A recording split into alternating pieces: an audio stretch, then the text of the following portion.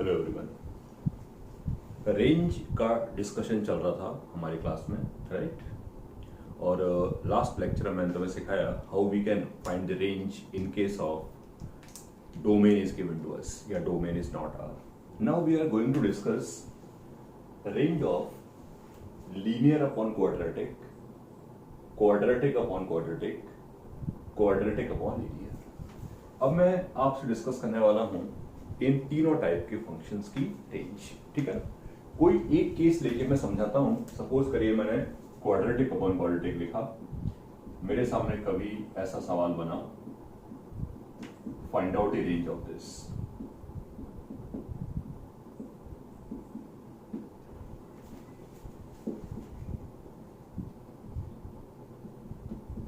ए और पी में से कोई एक नॉन जीरो है, क्योंकि इनकेस ए और पी अगर दोनों जीरो हो जाएंगे तो फिर ये लीनियर अपॉन लीनियर बन जाएगा और अपना डिस्कशन उस केस में वैलिड नहीं है.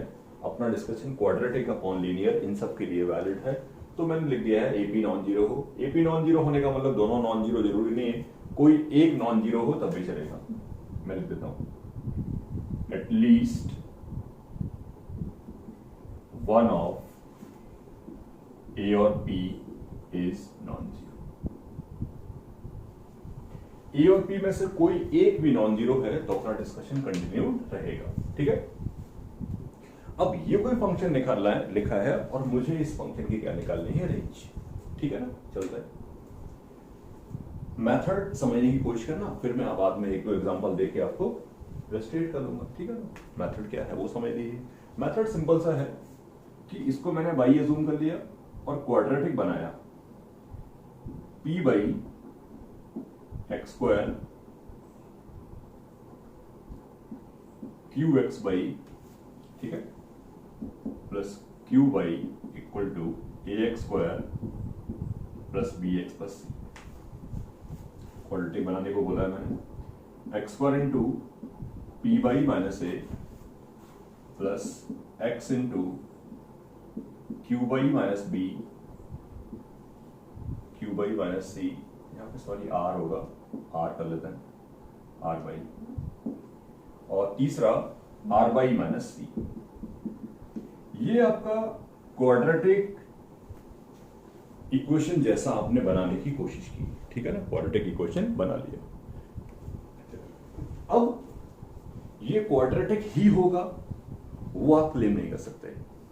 That is dependent on this factor, क्योंकि क्वाड्रेटिक तो तभी बनेगा जब उसमें एक्स स्क्वायर का टर्म आता होगा.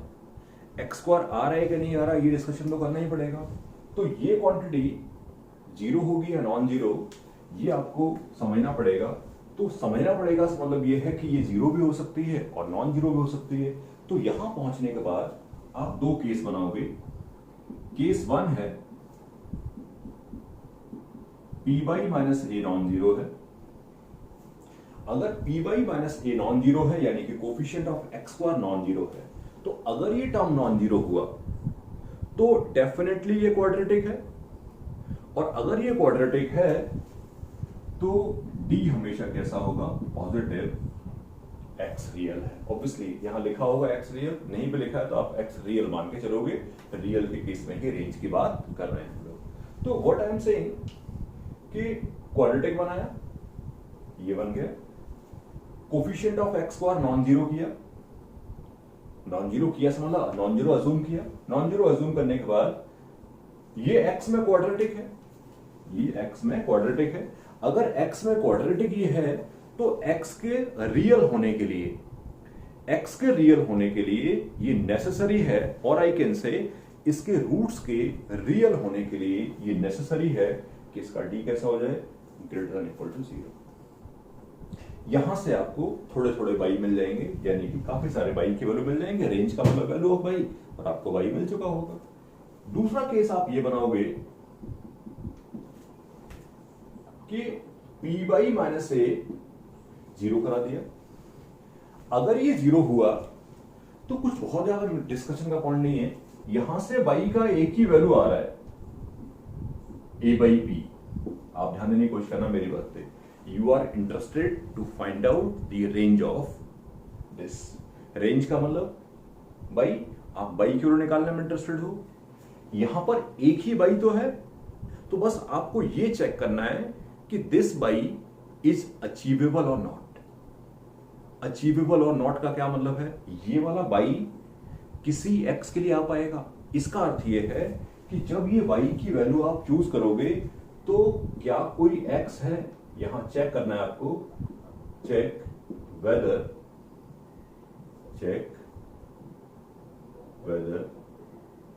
Any X for this Y is possible और नॉट। यहां पर आपको केवल यह चेक करना है कि इस वाले बाई को लाने के लिए ये वाला बाई जब आएगा तो क्या कोई उसके करस्पॉन्डिंग एक्स है, क्योंकि समझने वाली बात है कि एक्स के लिए वाई होता है और वाई के लिए एक्स होता है, राइट। तो आपको बस ये चेक करना है कि ये वाला जो बाई लिखा है मेरे सामने, दिस बाई इज अचीवेबल और नॉट।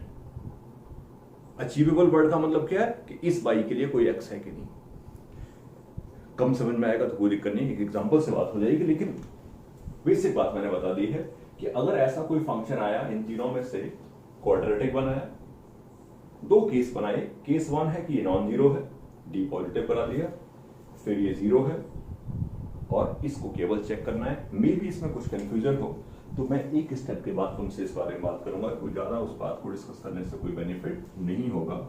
मैं एक एग्जांपल लेके आता हूं, फिर तुमसे इस बारे में डिस्कस करता हूं, ठीक है। देखिए, मुझसे किसी ने कहा फाइंड रेंज ऑफ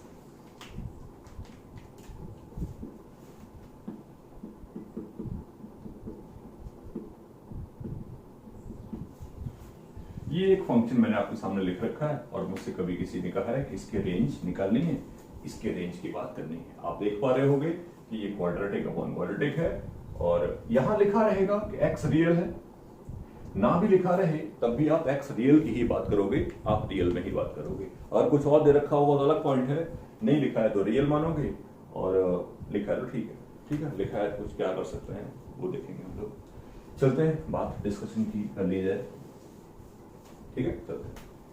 जैसा कि मैंने बोला कि अपन को क्या मानना है, बाई तो मैंने पहले से लिख रखा है तो कोई बात नहीं। बना लिया quadratic, by x square minus X by equal two by x square plus x plus 1 solve किया।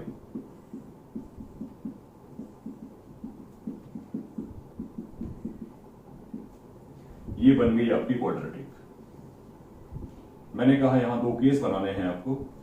पहला केस आपको ये बनाना है, या पहला केस आपको ये डिस्कस करना है अपने आप से कि बाई की value not equal to 1, Y minus 1 non zero. Y minus 1 non zero होगा तो ये क्वाड्रेटिक बनेगा, और क्वाड्रेटिक बनेगा तो D positive, B square minus 4ac positive. सही है। बी स्क्वायर माइनस 4ac क्या करा दिया, पॉजिटिव, बस सॉल्व कर लिए। By square 2 by plus 1 minus 4 into by square minus 2 by plus 1, ठीक है। इधर आ जाता है, क्या बन रहा है, माइनस का 3 बाई स्क्वायर प्लस का 10 Y minus 3 positive, 3 Y square 10 Y plus 3 less than 0। Factorise हो रहा है, हाँ हो रहा है। 3 Y square 3 Y minus 1 Y minus 3, सही। रेंज आ गई, इनइक्वलिटी सॉल्व करना आपको आता ही है। ये 3 है, ये 1/3 है, प्लस माइनस प्लस, बाई की वैल्यू आ गई 1/3 से 3, एक्सेप्ट 1। एक्सेप्ट 1 इसलिए क्योंकि आपका डिस्कशन जो भी चल रहा था, आपका डिस्कशन जो भी कंटिन्यू था, that was the discussion only for y not equal to 1। तो आप y 1 की बात नहीं कर रहे थे तो y इक्वल टू 1 को कंसिडरेशन में नहीं ला सकते, तो y इक्वल टू 1 कंसिडर नहीं करा जाएगा यहाँ पर। क्लियर है मेरा पॉइंट? तो कंफर्मली समझने की कोशिश करना, y इक्वल टू 1 को शामिल नहीं कर सकते। अब बात आती है नेक्स्ट पॉइंट पे, केस 2 क्या होगा? तो केस 2 पे आ जाता है, ठीक है ना। मैं यहाँ लिखता हूँ ताकि दोनों को डिस्कस कर सकूँ एक साथ। केस 2 में आया, जैसा कि मैंने कहा कि केस 2 में कुछ भी नहीं करना है, कुछ भी नहीं करना है, बहुत कंफर्टेबली आपके सारे काम हो जाएंगे। मैं क्या कह रहा हूं उसको सुनिएगा। केस 2 में मैंने कहा कि जब y 1 होगा तो आपको ये चेक करना है कि y 1 होगा या नहीं। कैसे चेक करना है वो मैं समझा देता हूं। कुछ नहीं करना, y इक्वल टू 1 को यहां डालना चाहे यहां डाल दें, यहां पे यहां लिखना चाहे यहां लिख दें, कहीं भी लिख दें, और ये चेक करें कि y इक्वल टू 1 के लिए कोई x आएगा या नहीं। लिखते हैं, यहां लिख देते हैं, बेटर रहेगा। 0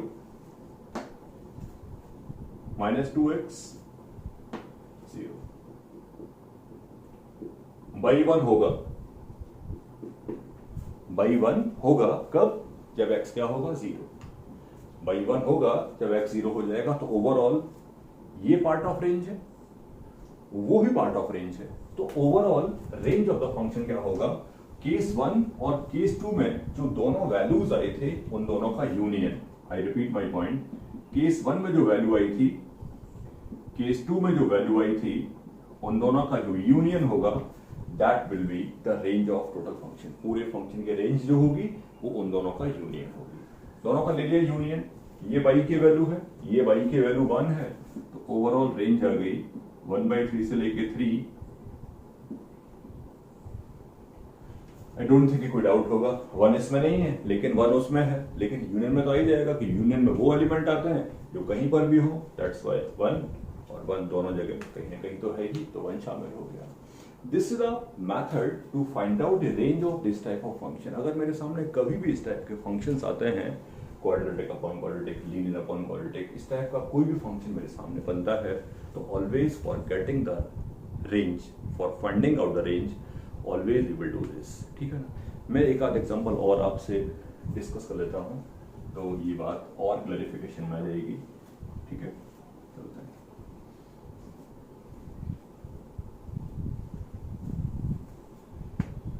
जैसे सेम सवाल,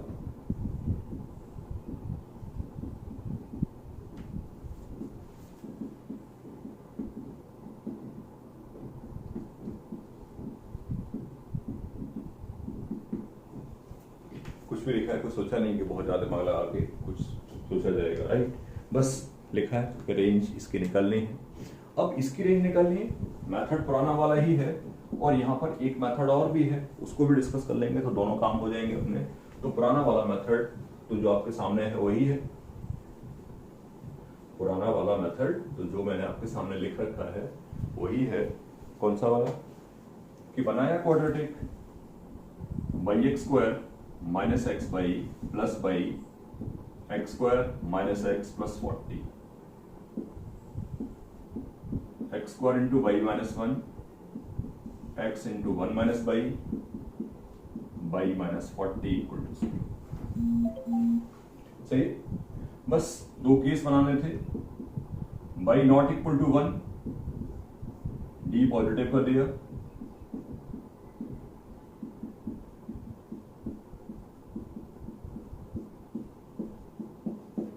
दोनों में से बाई माइनस 1 कॉमन है,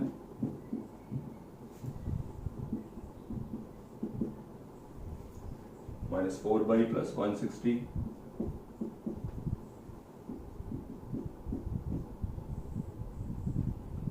-3 ऊपर लिखता हूं, सॉल्व कर दिया, बाई माइनस 1 इंटू 159 -3 ठीक है। तो बाई माइनस 1 इंटू 3 से कैंसिल कर सकते हैं, 53 माइनस बाई पॉजिटिव। ओवरऑल इसको सॉल्व कर लेते हैं, ये 1 आया, ये 53 आया, माइनस प्लस माइनस, बाई की वैल्यू आती है 1 से 53, बट 1 छोड़ के दोबारा सेम सेंटेंस बोलूंगा कि 1 शामिल नहीं होगा, राइट। तो ये आ गई वैल्यू ऑफ रेंज पहले पार्ट में। केस 2 में आया मैं, केस 1 वहां लिखा नहीं, लिख देता हूं केस 1। केस 2 में जब मैं आया तो मैं ये चेक करूंगा कि y इक्वल टू 1 होगा तो क्या होगा। y इक्वल टू 1 अगर मैं डाल दूं यहां पर तो 0 0 -39, ये आपके सामने बना है एब्सर्ड। इस एग्जांपल को देने का पर्पज ये भी था कि कहीं हम ये ना सोचते हो कि y के लिए x y रहेगा। अब ये जो 1 है इसके करस्पॉन्डिंग कोई x नहीं है, ये जो 1 है इसके करस्पॉन्डिंग कोई भी x नहीं है, इसका मतलब ये तो अचीव ही नहीं होगा। रेंज इन दोनों का यूनियन होगी, इसमें तो कोई एलिमेंट ही नहीं आया, ये तो नल सेट है सेकंड वाला, y1 होगा ही नहीं कभी, राइट। इन दोनों का यूनियन लेंगे तो definitely final answer of range आएगा 1 से 53, करेक्ट पॉइंट। तो this is a method to find out the range of the function. वो कैसा भी फंक्शन हो, बाई चांस मैंने दोनों को दोनों क्वाड्रेटिक अपॉन क्वाड्रेटिक लिए हैं, लेकिन ये मैटर नहीं करता है, रेंज कभी भी निकाल सकते हैं इस टाइप के फंक्शन की। एक मेथड और होता है, मेथड नहीं कह सकते, एक थोड़ी सेटिंग होती है, वो समझ लीजिए। सर्टेन टाइम ऐसे क्वेश्चंस आते हैं, ठीक है, इसको सॉल्व करने का तो मेथड है मेरे पास, जहां पर प्रॉब्लम्स में मैं देखता हूं कि न्यूमरेटर और डिनोमिनेटर में वेरिएबल का रेशियो सेम है, कोफिशिएंट सेम, या तो सेम बोल दो या रेशियो सेम है, यहां तो सेम ही है, तो we can have some other method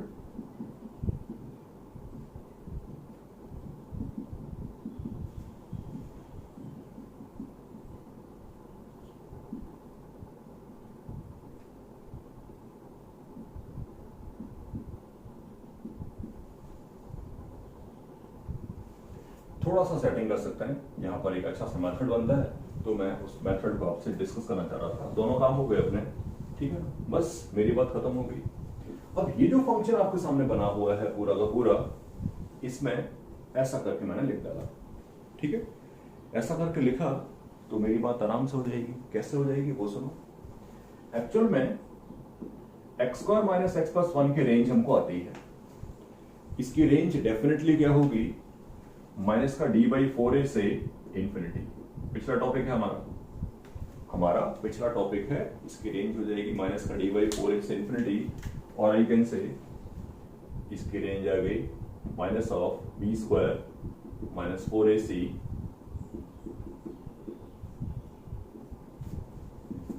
(3/4 से इंफिनिटी). डन, बस मेरी बात डन हो गई। जब यहां 3/4 लिखोगे तुम इसकी जगह पे, जब यहां पर 3/4 लिखोगे आप इसकी पर्टिकुलर पूरी की पूरी जगह पे, तो कंफर्मली आपको दिखाई देगा कितना आएगा, 53। और जब आप इंफिनिटी यहां लिखोगे तो पूरी वैल्यू क्या हो जाएगी, 1। रेंज इज दिस, ठीक है ना। अब थोड़ा सा मिसकंसेप्शन है वहां पे, वो क्लियर कर लेना, कहीं ऐसा ना हो कि हम हर बार ऐसा करते हो। हर बार ऐसा नहीं कर सकते, राइट। हर बार ऐसा इसलिए नहीं कर सकते क्योंकि ये जो वैल्यू आई है इसमें 0 नहीं है कहीं भी, इसलिए ये डिस्कशन यहाँ पे वैलिड था। क्योंकि मैंने आपको ऐसा पॉइंट सिखाया, मैंने आपको एक ऐसा पॉइंट सिखाया जो हमेशा सही नहीं होगा। दैट्स व्हाई मैं एक्सप्लेनेशन दे रहा हूँ। यहाँ बिल्कुल सही है, यहाँ बिल्कुल फिट है। मैं कह रहा हूँ ये पूरी वैल्यू पॉजिटिव है और आई कैन से इसमें कोई 0 नहीं आ रहा, तो मैंने क्या किया, इसको उठा के डाल दिया, 1 आया, इसको उठा के डाल दिया, 53 आया, सब सही है। अगर मान लो कुछ ऐसा रहा होता जहां पर ये 0 हो रहा होता, तो इसका डिस्कशन हम किसी और तरीके से कहीं और कर रहे होते, वो हम आगे चल के करेंगे, उसमें यहाँ कुछ एक्सप्लेनेशन जिससे देने का नहीं है। तो अगर मेरे सामने कभी भी इस टाइप के फंक्शन आते हैं, linear upon quadratic, quadratic upon linear, तो इनकी रेंज निकालने का मेथड मैंने आपको डिस्कस किया, ठीक है। तो अब इसमें कुछ ऐसा खास डिस्कशन का नहीं है। मैं चाहता हूँ यहाँ पे 1-2 पॉइंट आपके लिए 1-2 सवाल लिख दूँ, तो आप इटसेल्फ उनकी रेंज निकाल सको, राइट, और पता कर सको।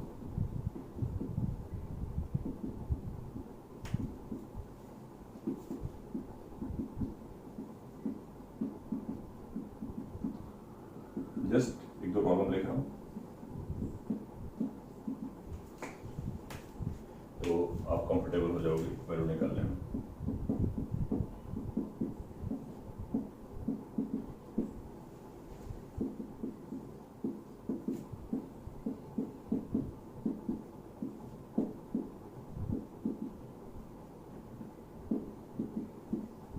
ठीक है, तीनों में ही x रियल है।